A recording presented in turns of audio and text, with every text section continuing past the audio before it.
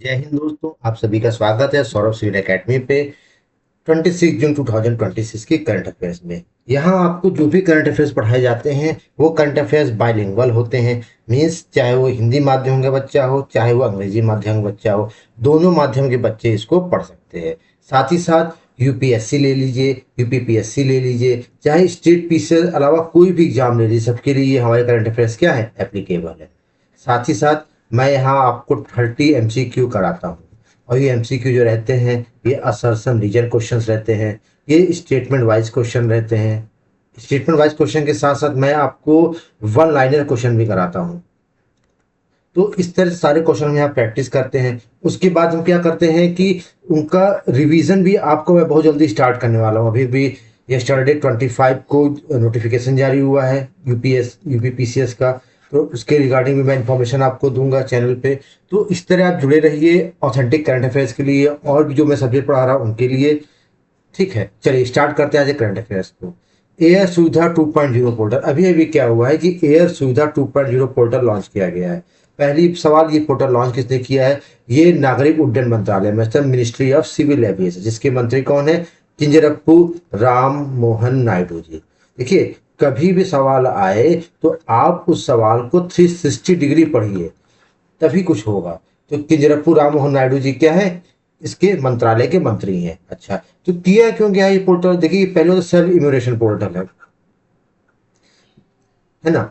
तो इसमें जैसे मान लीजिए कि ये इबोला हेल्थ स्क्रीनिंग के लिए करा गया है, क्योंकि आपको पता होगा डेमोक्रेटिक रिपब्लिक ऑफ कांगो और south African country, sorry African continent में इबोला बहुत तेजी से प्रसार कर रहा है, मतलब फैल रहा है। तो उसी के लिए जो है भारत सरकार ने भी अलर्ट घोषित किया है कि इबोला से रिलेटेड तो हर जो भी एयरपोर्ट रहेंगे वहां पर क्या रहेगा, इबोला स्क्रीनिंग बनाया जाएगा कि जो भी व्यक्ति आएगा वो सेल्फ इम्यूनेशन द्वारा देखिए को सांस लेने में दिक्कत है, ऐसे ही कुछ मतलब चेक पॉइंट बनाए जाएंगे, 1 2 3 4 ऐसे भी करके। और उनमें वो अपनी एंट्री कर देगा, उसको क्या क्या सांस लेने में दिक्कत है, बुखार आ रहा है, जो भी चीज़ है वो अपने उसमें एंट्री कर देगा। और ये क्या है, कॉन्टेक्ट लेस पोर्टल है, मतलब कि कोई भी उसमें टच की जरूरत नहीं है, बिना टच किए सारी इंफॉर्मेशन आप कर सकते हैं। और एक तरह से ये आपको क्या करेगा, जो भी इंटरनेशनल पैसेंजर आ रहे हैं उनकी सूची तैयार करके देश में इबोला से रिलेटेड जो है एक कंसर्न रेज किया जाएगा। फर्स्ट क्वेश्चन करते हैं, विच मिनिस्ट्री है launch the air Suvidha 2.0 portal for Ebola health screening? Ministry of civil aviation. देखिए, याद रखिएगा, आप लोग ये कंफ्यूज रहेंगे हेल्थ मिनिस्ट्री ने जारी किया होगा, नहीं। इबोला स्वास्थ्य जांच के लिए किस मंत्रालय द्वारा एयर सुविधा पोर्टल लॉन्च किया गया है? नागरिक उड्डयन मंत्रालय, जिसके मंत्री कौन है? किंजरप्पू राममोहन नायडू। ये सबसे युवा मंत्री भी हैं भारत सरकार के मंत्रालय में। Consider the following statement regarding Air Suvidha 2.0. It is a self-enumeration portal launched by Ministry of Health. देखिए, गलत हो गया, मैंने कहा ना क्वेश्चन ऐसे कि घुमा सकता है कि स्वास्थ्य मंत्रालय द्वारा एक पोर्टल जारी किया, नहीं, स्वास्थ्य मंत्रालय द्वारा जारी नहीं किया, गलत हो गया। Its primary objective is to Ebola health screening and entry due to outbreak in African nation. मैंने बताया ना, हाँ सही बात है कि अफ्रीकन नेशन में जो इसका आउटब्रेक हुआ है, इस वजह से ही भारत में क्या है कि प्राथमिक उपचार के तहत जो है जो भी स्क्रीनिंग वगैरह की जाए। तो क्या दूसरा सही हो गया? बस नेक्स्ट करते हैं assertion reason question. Air Suvidha 2.0 portal, assertion reason question करते हैं। Air Suvidha 2.0 has been operationalized at airport. बिल्कुल सही बात है, हवाई अड्डों पे एयर सुविधा 2.0 को क्रियान्वित किया गया, बिल्कुल सही बात है। क्यों किया गया? देखिए, इबोला वाला disease currently spreading across all Asian. देखिए, ये गलत हो गया। ये कहाँ पर? अफ्रीकन कंट्रीज में हो रही है। देखिए, छोटी छोटी बातों को आपको ही गौर करना पड़ेगा। अगर आप छोटी छोटी बातों को गौर कर ले रहे हैं तो आप जो है सिलेक्शन की तरफ कदम बढ़ा रहे हैं। तो क्या हो गया, ए टू आर गलत हो गया। हवाई अड्डों पे यह सुविधा क्रियान्वित किया गया, लेकिन ये एशियाई देशों में थोड़े फैल रहा है, ये तो अफ्रीकी देशों में फैल रहा है ना। तो ये क्या हो गया, पूरी तरह से गलत हो गया। तो ए सही, आर गलत हो गया। Next, export acceleration program Bharat की अभी अभी क्या है कि एक प्रोग्राम लॉन्च किया, पहले एक प्रोग्राम लॉन्च किया था, आपने सुना होगा, भारतीय प्रोग्राम। कौन सा प्रोग्राम? भारतीय। ये लॉन्च किसने किया था? ये एपिडा। एपिडा आप लोग को पता है कि जो भी प्रोसेस फूड होते हैं, मतलब जो भी भारत के प्रोडक्ट हैं, जीआई टैग प्रोडक्ट हो गए, बस और भी जो अच्छे प्रोडक्ट हो गए, उनको प्रोसेस करके, जैसे मान लीजिए कि हम प्रोसेस मतलब क्या हो गया, जैसे फ्रूट से हम क्या बनाते हैं, जैम बनाते हैं, तो जैम क्या हो गया, प्रोसेस फूड हो गया। हम आलू से क्या बना रहे हैं? आलू से हम सोना नहीं बना रहे, आलू से क्या बना रहे हैं? चिप्स बना रहे हैं। आलू से क्या बना रहे हैं? चिप्स बना रहे हैं। तो ये क्या हो गया, प्रोसेसिंग हो गई। तो इसी तरह क्या एपिडा क्या करती है कि एग्रीकल्चर प्रोसेसिंग पे वर्क करती है, मतलब, और प्रोसेसिंग वर्क कैसे करती है कि भारत के प्रोडक्ट्स को इंटरनेशनल मार्केट में क्या करती है, पहुंचाती है, एग्रीकल्चर प्रोडक्ट को, भारत के कृषि उत्पादों को जो है एक्सपोर्ट करती है। तो उसका काम क्या है, एपिडा का काम। तो आप लोग समझ गए। नेक्स्ट क्या कह रहा है कि इसका देखिए मैं एक्सपोर्ट डाइवर्स एग्रीकल्चर बूस्टिंग के लिए काम करती है। इसने पहला जो फ्लैगशिप इनिशिएटिव था पूर्णतः क्या कर लिया है, खत्म कर लिया, कंप्लीट कर लिया है। पहला जो बैच था, मतलब जो सामान भेजे जाने चाहिए, आम हो गया, सफेद आम, लंगड़ा आम हो गया, और जो जीआई टैग प्रोडक्ट थे उनको क्या कर दिया है, इन्होंने सक्सेसफुली इसको कंप्लीट कर लिया है। अच्छा, सबसे अति महत्वपूर्ण बात है कि कौन सी मिनिस्ट्री के अंदर आता है, ये ministry of commerce and industry के अंदर आता है, मतलब वाणिज्य एवं उद्योग मंत्रालय के अधीन आता है। कब, बहुत से बच्चे सोचते हैं कि एग्रीकल्चर मंत्रालय के अंदर आता था, कृषि मंत्रालय, बिल्कुल नहीं, ये मिनिस्ट्री ऑफ कॉमर्स इंडस्ट्री के अंदर आता है। और 2030 तक इसने टारगेट कितना किया, $50 बिलियन का। तो इसका लक्ष्य क्या है कृषि निर्यात का, 2030 तक $50 billion. The agriculture exploration agriculture program Bharati was recently launch by which organization, APEDA. हाल ही में किस संगठन द्वारा त्वरित कार्यक्रम भारती शुरू किया है, किसके द्वारा, APEDA. Next, consider the following statement about the Bharatiya program, it function under ministry of agriculture. क्या है ना, इसी तरह क्वेश्चन कंफ्यूज करेगा आपको, ये कृषि एवं किसान कल्याण मंत्रालय नहीं, बिल्कुल नहीं, तो गलत हो गया। क्योंकि किसके अंदर, मिनिस्ट्री ऑफ कॉमर्स, वाणिज्य एवं उद्योग मंत्रालय के अंतर्गत आता है। तो तुरंत देखिए ऐसे क्वेश्चन को आपको पकड़ना होगा। मैं इतने अच्छे आपको एमसीक्यू कराता हूँ कि अभी देखिए पीसीएस नोटिफिकेशन आया है, आप विश्वास करके देखिएगा कि आपको इतना बेनिफिट होने वाला है कि क्या बताया जाए। इसका टारगेट क्या है कि achieve 50 billion agriculture product by 2030। बिल्कुल सही बात है। इसका लक्ष्य क्या है, 2030 तक कृषि निर्यात में 50 बिलियन हासिल करना। ये बात सही है। तो क्या हो गया आपका, दूसरा सही हो गया। द भारतीय initiative help train exporter of process and raw agriculture item.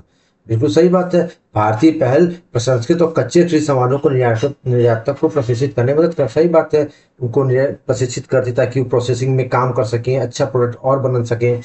APEDA aims to accelerate agriculture outbound shipment $50 billion by दो, तभी तो, क्यों, क्योंकि इसका टारगेट है कि $50 बिलियन 2030 तक हो जाए। इसी वजह से तो क्या कर रही है, इसी वजह से क्या कह रही है कि हमको जो है लोगों को ट्रेन करना है। तो ए सही, आर से इसका क्या हो गया।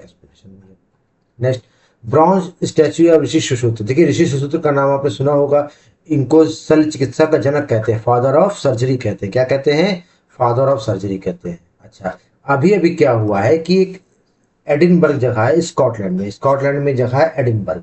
अच्छा, एडिनबर्ग में एक जगह है स्कॉटलैंड, वहाँ का एक कॉलेज है, उसने क्या किया है कि इनकी कांस्य की प्रतिमा को अपने यहाँ 90 की कांस्य की प्रतिमा को उन्होंने अपने कॉलेज में स्थापित किया है। स्कॉटलैंड पार्ट किसका है, यूके का पार्ट है ना, इंग्लैंड, वेल्स, स्कॉटलैंड और नदर आयरलैंड, चारों प्रांत मिला के क्या बनता है, यूनाइटेड किंगडम बनता है ना। इंग्लैंड, वेल्स, स्कॉटलैंड और नदर आयरलैंड, ये मिला के क्या बनता है आपका, यूके बनता है। तो इसी के स्कॉटलैंड में क्या है कि ये कॉलेज है एडिनबर्ग में, यहाँ पर क्या है 90 किलो की कांस्य की प्रतिमा जो है स्थापित की गई है। अच्छा, क्यों, क्योंकि ये कॉलेज जो है दुनिया का सबसे पुराना सर्जरी का कॉलेज है। इसी वजह से क्या है कि ये महत्वपूर्ण हो गया, क्योंकि सुश्रुत जी को क्या माना जाता है, शल्य चिकित्सा का जनक माना जाता है, और ये कॉलेज सबसे पुराना है, इस वजह से प्रतिमा की वहाँ पर स्थापित की गई है। ठीक है, चलिए नेक्स्ट क्वेश्चन करते हैं इससे related. 90 kg bronze statue of Rishi Sushruta, the father of surgery, was recently unveiled in which city? Edinburgh. शल्य चिकित्सा के जनक ऋषि सुश्रुत की 90 किलो की कांस्य प्रतिमा का अनावरण हाल ही में किस शहर में किया गया? देखिए यहीं पर कांस्य की जगह पीतल लिख सकता है ना, लोहा लिख सकता है, तो ये चीज ध्यान रखिएगा आप लोग, क्वेश्चन घुमा सकता है तो वो ध्यान रखिएगा।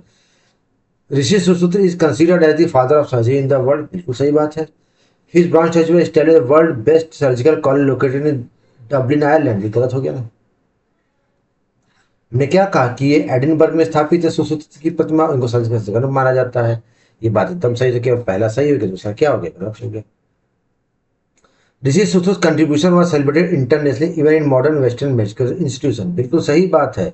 क्या कह रहा है, ऋषि सुश्रुत के योगदान को आधुनिक पश्चिमी चिकित्सा संस्थानों में अंतर्राष्ट्रीय स्तर पर मनाया जाता है, क्योंकि सही बात है, जिन्होंने इस चीज की आविष्कार किया था, उन्होंने नींव डाली थी शल्य चिकित्सा की, तभी तो इनकी 90 किलो की ब्रॉन्ज स्टैच्यू को इंस्टॉल किया गया है दुनिया के सबसे पुराने सर्जिकल कॉलेज स्कॉटलैंड। हो गया। चलिए नेक्स्ट करते हैं। Top 500 super computer list. अभी अभी क्या है कि हैम्बर्ग जर्मनी से एक लिस्ट जारी की गई है दुनिया के टॉप 50 सुपर कंप्यूटर की। मतलब दुनिया के टॉप 500 जो है सुपर कंप्यूटर की लिस्ट जारी की गई है। मैंने 2-3 दिन पहले एक चर्चा की थी आपसे कि चाइना ने सुपर कंप्यूटर की रेस में अमेरिका को पछाड़ दिया है, तो उसी से रिलेटेड ये प्रश्न है। जैसे कल मैं आपसे भूकंप से रिलेटेड जो आया है वियतनाम में इतना भीषण हानि हुई है 7.5 रिक्टर स्केल का भूकंप, उस पर चर्चा कल करेंगे। तो क्या कह रहा है कि चाइना कंप्यूटर ली शाइन कौन सा है, लिली शाइन कंप्यूटर जो है सुपर कंप्यूटर दुनिया में टॉप पर आया है, और इसने यूएसए के अमेरिका के सुपर कंप्यूटर आल कैप्टन को क्या है पीछे छोड़ दिया है। तो इसने क्या है, लिली शाइन ने यूएसए के आल कैप्टन सुपर कंप्यूटर को पीछे छोड़ दिया है और विश्व में वैश्विक स्तर पर प्रथम स्थान हासिल किया है। ठीक है। अच्छा, इसकी परफॉर्मेंस कैपेसिटी कितनी है, 2.19 एक्साफ्लॉप्स। कितनी कैपेसिटी है इसकी, 2.19 एक्साफ्लॉप्स। ये ध्यान रखिएगा, इंपॉर्टेंट है। भारत का एरावत जो है उसकी 211वीं रैंक। आपने सुना होगा कि भारत का जो सुपर कंप्यूटर है वो कौन सा, एरावत है। इसकी 211वीं रैंक है वैश्विक स्तर पर टॉप 500 में। और बाकी आपने ये भी सुना परम रुद्र और परम शक्ति भी हमारे सुपर कंप्यूटर है, जो परम रुद्र IIT पटना में, IIT मद्रास में परम शक्ति स्थापित है। Which Indian supercomputer holds the 211 global rank according to top 500 list from Hamburg? कौन करता है, एरावत। हैम्बर्ग की शीर्ष 500 सूची के अनुसार कौन सा भारतीय सुपर कंप्यूटर 211वीं वैश्विक स्तर पर कौन सा, एरावत है।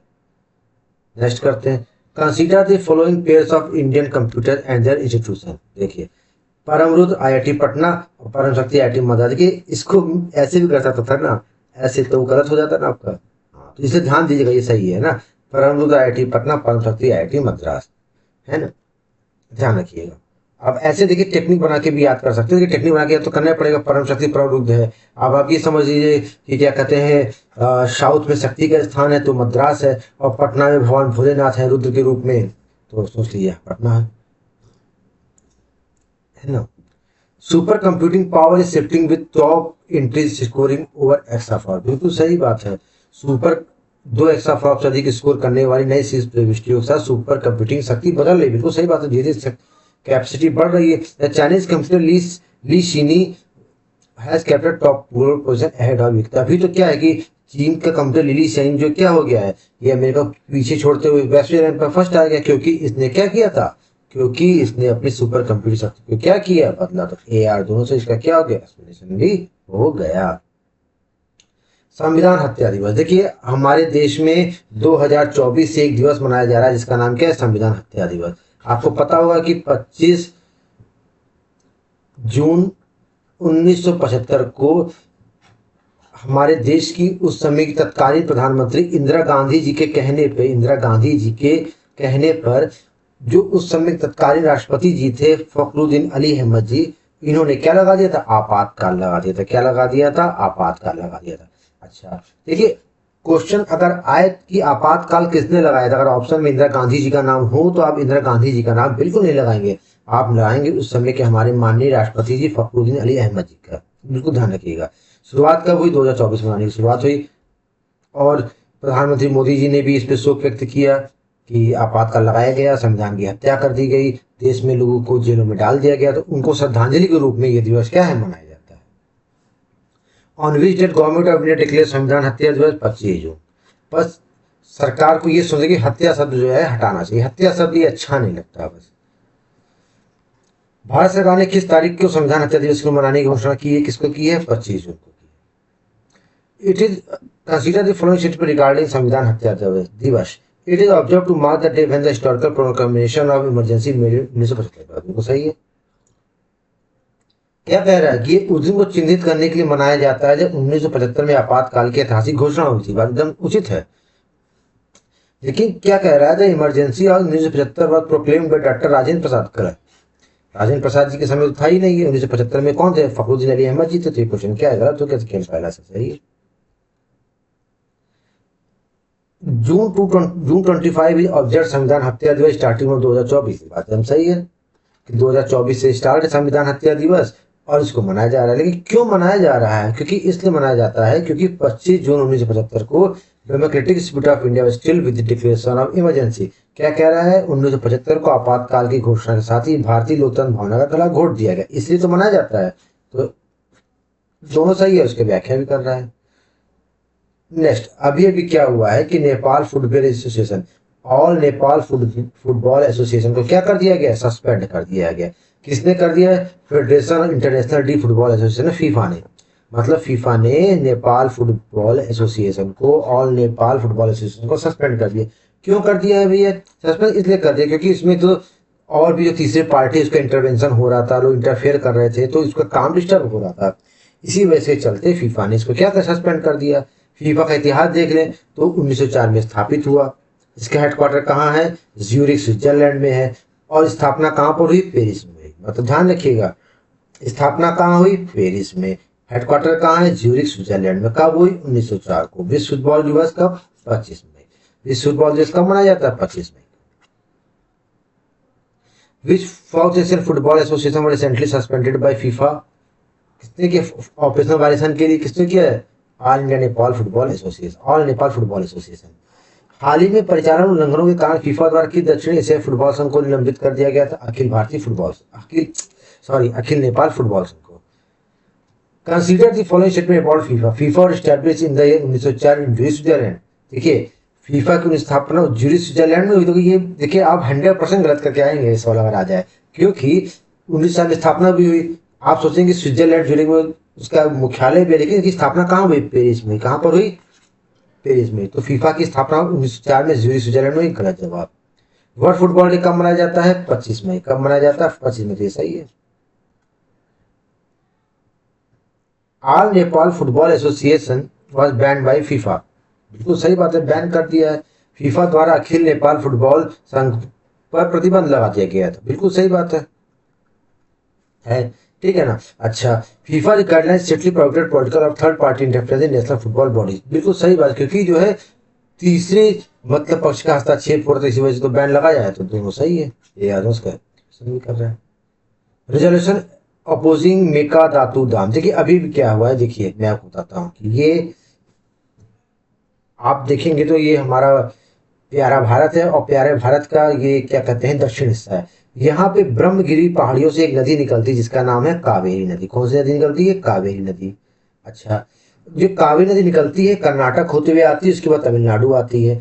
अब क्या है कि पहली बात तो ये वर्ष भर क्या रहती है, इसमें जल आता है। क्यों? क्योंकि ये रोटेटिंग मानसून का जल भी रिसीव करती है, और जो हमारा मानसून अभी जो आ रहा है उसका जल क्या रिसीव करती है। तो ये मतलब 24 माह ये सॉरी 12 महीने ये क्या है, नदी जो है क्या है, बहती रहती है। तो इस वजह से ये नदी बहुत महत्वपूर्ण है। किस लिए महत्वपूर्ण है? एग्रीकल्चर के लिए महत्वपूर्ण है। एग्रीकल्चर के साथ साथ ये क्या कहते हैं पोर्टेबल वाटर मतलब ड्रिंकिंग वाटर के लिए भी बहुत ये क्या कहते हैं महत्वपूर्ण नदी है। और भी जो भी काम है उनके लिए बहुत महत्वपूर्ण नदी। कौन सी नदी? कावेरी नदी। अब हुआ क्या है कि जो कर्नाटक गवर्नमेंट है वो यहाँ पे क्या कर रही है, एक बांध बना रही है। क्या बना रही है? बांध बना रही है। वो कह रही है कर्नाटक सरकार कि ये जो बांध हम बना रहे हैं, ये बांध बना रही है। देखिए अगर डैम बनेगा तो यहाँ पे क्या रिजर्वायर भी बन जाएगा, और रिजर्वायर बन जाएगा तो जलाशय इकट्ठा हो जाएगा। तो जलाशय इकट्ठा हो जाएगा तो ये भैया हाइड्रो पावर बनेगी, बिजली बनेगी कि नहीं बनेगी? बिजली बनेगी। उसके साथ साथ कह रहे नदी प्रवाह को नियंत्रित भी करेंगे, मतलब वाटर फ्लो को हम कंट्रोल भी करेंगे। साथ ही साथ जो शहर में ड्रिंकिंग वाटर है वो भी हम सप्लाई करेंगे। चलिए ये तो ठीक है, चलिए ये कर रहे हैं। लेकिन अब ये सोचिए कि अगर यहाँ पर नदी रुक जाएगी तो आगे जाके क्या तमिलनाडु को पानी मिल पाएगा पर्याप्त? नहीं मिल पाएगा। ठीक, तो अगर ये मेकादातु डैम, कौन सा डैम बन रहा है? मेकादातु डैम। मेकादातु डिस्ट्रिक्ट है वहीं पे डैम बन रहा है, इसलिए इसका नाम मेकादातु डैम है। ठीक है, तो ये जब आगे पानी पहुंच नहीं पाएगा तो क्या तमिलनाडु को कृषि, पीने का पानी, क्या इनके लिए इनको पानी मिल पाएगा? नहीं मिल पाएगा। तो यहाँ के जो अभी सीएम है, सीएम जोसेफ विजय जी, इन्होंने कहा है कि तमिलनाडु क्या बन जाएगा? एक डेजर्ट बन जाएगा। क्या बन जाएगा? रेगिस्तान बन जाएगा। इसीलिए क्या है कि तमिलनाडु की जो विधानसभा है उसने जो है रेजोल्यूशन पास करके इस बिल का विरोध दर्ज किया है। देखिए मैंने कितना सिंपल तरीके से आपको विवाह मैपिंग समझाई है। ठीक है, तो देखिए कावेरी बेसिन पर इसी तरह कर्नाटक रामनगर जिले में क्या है जलाशय प्रस्तावित शुरू किया गया है कर्नाटक सरकार द्वारा। नदी प्रवाह को नियंत्रित करेगा, जल विद्युत उत्पादन को नियंत्रित करेगा। तमिलनाडु सरकार ने इसके निर्माण में विरोध करते हुए कड़ा विधायी पाई समिति में सबको एक्सप्लेन कर दिया चीजें। The controversial Mekedatu dam project propose be build on the which river, किस नदी में बनाया जाएगा मेकादातु डैम? कावेरी नदी। विवादास्पद मेकेदातु बांध परियोजना किस नदी में बनाने का प्रस्ताव है? कावेरी।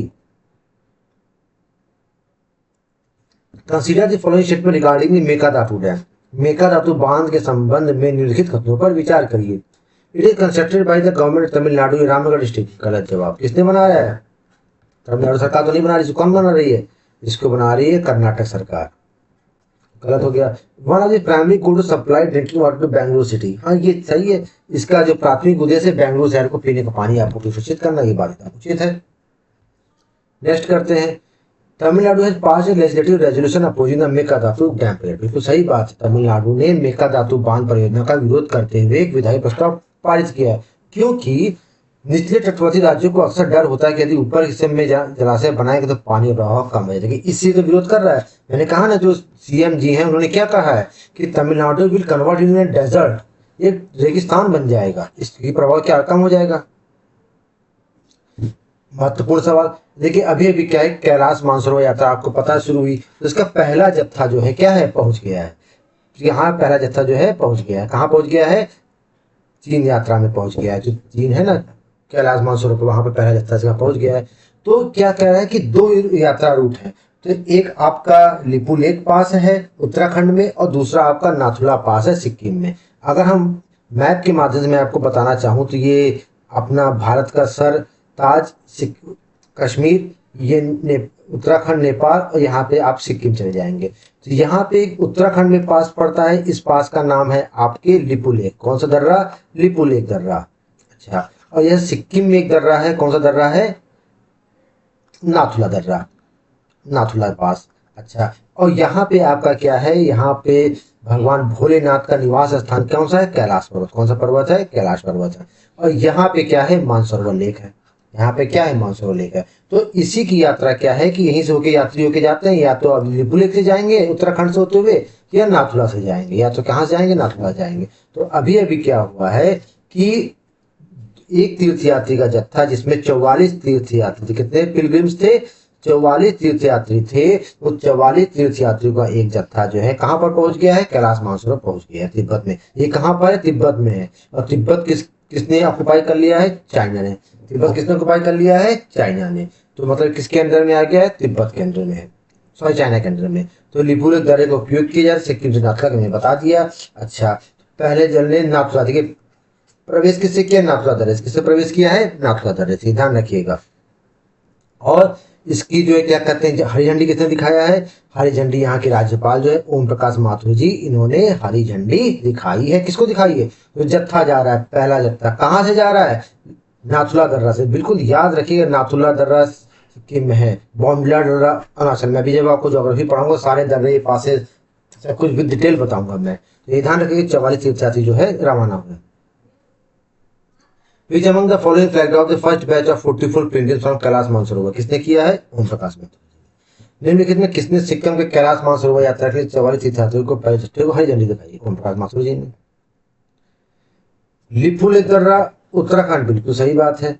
लिपुलेख नाथुला, देखिए नाथुला हिमाचल में तो है नहीं ना, ये कहाँ पर है? आपके सिक्किम में। क्या हो गया? ये गलत हो गया आपका।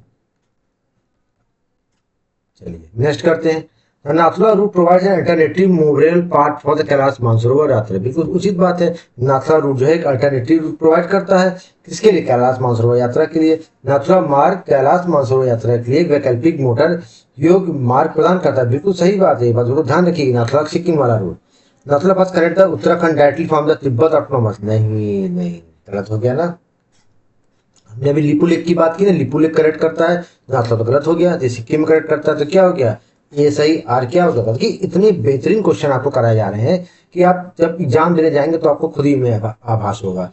हुरुन इंडिया 500 रिपोर्ट 2026, मतलब अभी भी क्या है कि भारत की रिपोर्ट जारी की गई 500 कंपनियों की, टॉप 500 कंपनियों की रिपोर्ट जारी की गई। किसके द्वारा? हुरुन इंडिया द्वारा।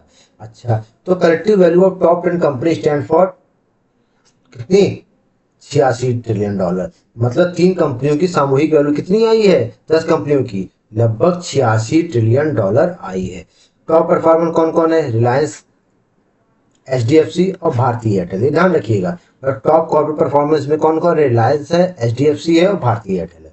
अच्छा, देखिए इसमें पिछले वर्ष का देखा जाए तो $97 ट्रिलियन था, तो इस वर्ष तो क्या हो गया? घट गया है। ध्यान दीजिएगा, पिछले वर्ष की अपेक्षा इस वर्ष जो है घट गया है। ठीक है ना।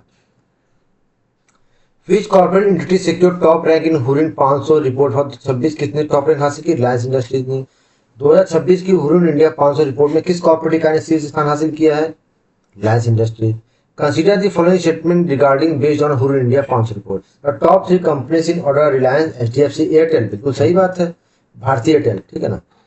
कह रहा है कि हुरिन इंडिया 500 रिपोर्ट के आधार पर निम्नलिखित कथनों पर विचार करें। शीर्ष 3 कंपनियां क्रमशः रिलायंस, एचडीएफसी, एयरटेल है। बिल्कुल सही बात है। अब दूसरा क्या कह रहा है कि top evaluation of the top 10 company increase from $97 trillion in 2025 to $100 trillion. गलत जवाब। घट गया है ना आपका, घट के आ गया, 97 से घट गया है भैया, ये तो गलत हो गया। का पहला ही क्या है, क्या सही है ना। अच्छा, question number 3, Reliance industry continues lead India corporate valuation chart इन 2026। ये बात बिल्कुल सही है कि रिलायंस इंडस्ट्री 2026 में भारत के कॉर्पोरेट मूल्यांकन चार्ट को निर्धारित करना जारी रखी। बिल्कुल सही बात, जारी रख रही, तभी तो वही टॉप पर आई है। The collective valuation of India top 10 giant witnesses decrease compare to 2025। हाँ, ये भी बात सही है, किया है। लेकिन क्या कह रहा है कि देखिए इसी वजह से तो टॉप 10 में नहीं है ना। देखिए ये एक्सप्लेन कहाँ कर रहा है, ये देखिए आप पढ़े, क्योंकि भारत के शीर्ष 10 दिग्गज कंपनी मूल्यांकन 2026 कमी आई है। कमी की वजह से तो कर रहा है, मतलब तुम्हारा दोनों सही है, लेकिन एक्सप्लेनेशन क्या है? नहीं कर रहा है, ये ध्यान रखिएगा। चलिए नेक्स्ट करते हैं उत्तर प्रदेश का एक सवाल, उत्तर प्रदेश विशेष का। ठीक है, मुख्यमंत्री कन्या सुमंगला योजना 2026। क्या है कि अभी अभी उत्तर प्रदेश सरकार द्वारा सुमंगला योजना जो है चालू की गई है। ये योजना क्यों चालू की गई? देखिए पहली बात तो कि लड़कियों को फाइनेंशियल एड प्रोवाइड करने के लिए, मतलब सोचिए कि उत्तर प्रदेश सरकार जो है तो लड़कियों के लिए सरकार क्या कर रही है, 25,000 रुपए की टोटल मदद करेगी। कितनी मदद करेगी? 25,000 रुपए की। लेकिन ये मत सोचिए कि 25,000 रुपए सरकार आपको एक बार में दे देगी, ये सरकार आपको 6 EMI पे देगी। ठीक है, तो ये किस्त एक बार में नहीं मिलेगी, सरकार आपको इसको 6 बार में देगी।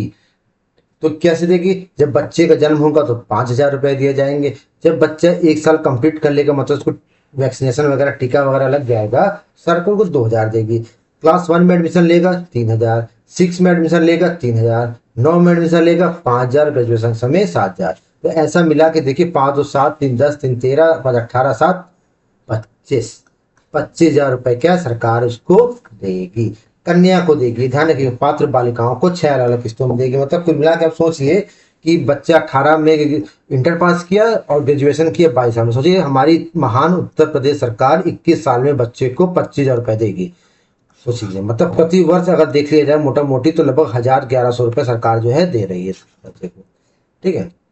अच्छा, तो इसका काम क्या है कि एजुकेशन प्रमोट करना, हेल्थ केयर में ध्यान देना, विमेन एम्पावरमेंट में ध्यान देना। और इसकी हाँ एक शर्त भी यही है कि एनुअल इनकम क्या है कि 3 लाख पर एमएमसी, कैसे 1,000 लाख 10 लाख नहीं 3 लाख है, 30 लाख नहीं। ठीक है, 30 सैकड़ा 1,000 10,000 लाख, हाँ 3 लाख पर एमएम से क्या होनी चाहिए होंगे। हाँ ठीक है, क्या 3 लाख, 3 लाख वार्षिक से अगर इनकम कम होगी तभी क्या इसके लिए पात्र होंगे आप। Which of the total revise financial assistance provide under the Mukhyamantri Kanya Sumangala कितना है? 25,000 है। उत्तर प्रदेश मुख्यमंत्री कन्या सुमंगला योजना तहत दी जाने वाली संशोधित राशि कितनी है? 25,000 है। Consider the following statement regarding the Mukhyamantri Kanya Sumangala Yojana. The financial assistance is distribution in 6 installment from birth of the girl up to higher education. बिल्कुल सही बात, 6 इंस्टॉलमेंट में दिया जाएगा। और फैमिली की income annual income exceeding RSC और ना ना ना 3 लाख से ज्यादा एलिजिबल थोड़े हैं। देखिए क्या है, 3 लाख से अधिक वार्षिक आय वाले पहले पूछा की पात्र ना, पहला सही दूसरा क्या है गलत हो गया। तो मुख्यमंत्री सुमंगला कन्या योजना provide 7,000 upon A girls child admission in graduate course. बिल्कुल उचित बात है, बिल्कुल उचित बात है कि ग्रेजुएशन में गई कन्या को 7,000 मिल जाएगा। मुख्यमंत्री कन्या सुमंगला योजना के तहत बालिकाओं के स्नातक पाठ्यक्रम में प्रवेश लेने पर 7,000 रुपये प्रदान किए जाएंगे। उचित बात है। The primary vision of the scheme to eradicate female foeticide and improve education level for girls in UP. बात बिल्कुल सही है। देखिए क्या है कि सरकार का एम क्या है कि फीटिसाइड कम हो, लोग महिलाओं का सम्मान सब कुछ बढ़े, इस वजह सरकार तो ये काम कर रही है। तो इसी वजह से क्या है कि सरकार ने इस योजना का क्रियान्वयन किया है। इस तरह से हमने करंट अफेयर्स कंप्लीट किए, 30 MCQ कंप्लीट कर लिए। आप उत्तर प्रदेश के रिगार्डिंग नोटिफिकेशन रिगार्डिंग मैं आपको इन्फॉर्मेशन दूंगा। और मैं जो कोर्सेज और भी मैं लॉन्च करने वाला हूँ वो भी मैं आपको बताऊंगा। करंट अफेयर्स आप पढ़ते रहिए, शायद ही कोई करंट अफेयर्स से बाहर जाए, ये आपको चैलेंज के साथ मैं कहता हूँ। आप हमारे साथ जुड़े रहिए। वीडियो अच्छी लगे तो लाइक करिए, चैनल को सब्सक्राइब करिए। मिलते हैं करंट अफेयर्स में, तब तक के लिए जय हिंद जय भारत।